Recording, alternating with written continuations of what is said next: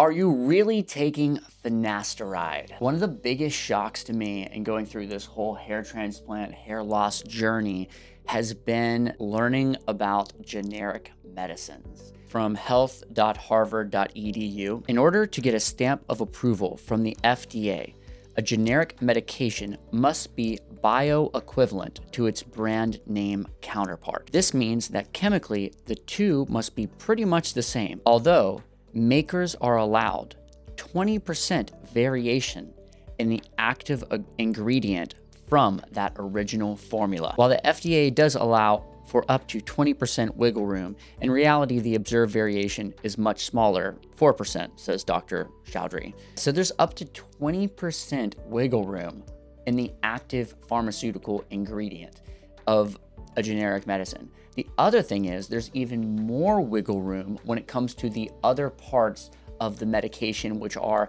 the non-active pharmaceutical ingredients. And there are other parts of medications that aren't part of the active pharmaceutical ingredient. I came across this and sort of realized this myself, and now I get a lot of comments about this. Rodney, he says, I've been on 1.25 milligrams for 6 months plus finasteride for 2.5 years, and I'm still losing ground on my hair with no results. My guess is with Rodney that if he's taking 1.25 milligrams of finasteride, that's not a normal dose of finasteride. So he's almost definitely getting the 5 milligram pills, which a lot of people buy, including myself. That's what I originally did. I bought a 5 milligram pill and I thought, oh, I'll just cut it up into 4 pieces. And then I'm approximately getting about 1 milligram to a little over, which would be 1.25 milligrams. Obviously 5 divided by 4 is 1.25 milligrams.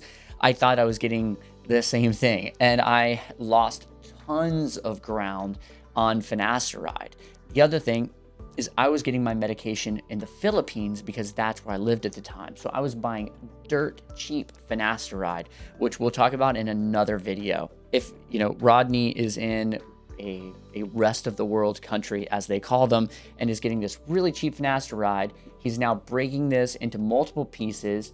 When you break a medication, you actually also change the active pharmaceutical ingredient, the API rate. Might be why, Rodney, you might want to get on brand name Propecia.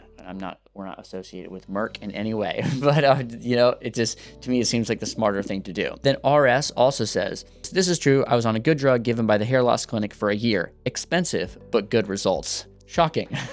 Then I lost all of my hair gains for 2 years by taking cheap online drugs. I started the clinic's drug again and hair loss has stopped. I think one of the things that you can do to levy this is to make sure you're getting really high quality finasteride from some kind of third-party tested organization. Like we get ours from a compounding pharmacy, which we know has a lot of high quality third-party testing, and it's not cheap. I know tons of my friends that are on it, so I know it's working for everybody.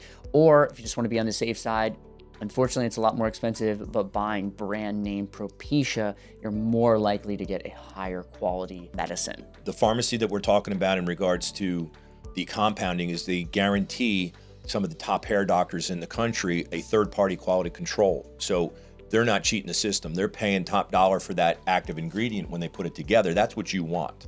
So you can go anywhere in the United States, I don't know about other countries, Canada and whatnot, and find a compounding pharmacy that will give you this, if they give you this guarantee. I do think it's going to be very expensive because I have heard some stories, even inside the state of Texas, Dallas, for example, of outrageous amount, more than Propecia, which makes no sense to me. So I guess it's because the compounding pharmacy has to order the product per patient.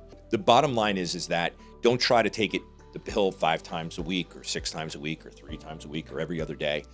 Let's get the highest quality grade finasteride without patent infringement. That's on the pharmacy. But at the same time, we want to take it every day.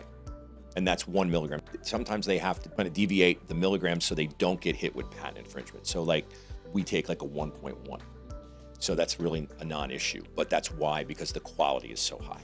And this principle goes even more for people that are outside of the US, England, Australia, countries that have more strict regulations on their drugs.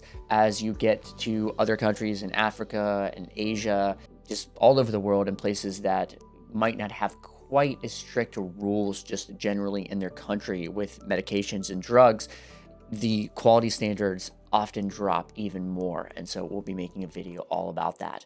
Make sure to check it out.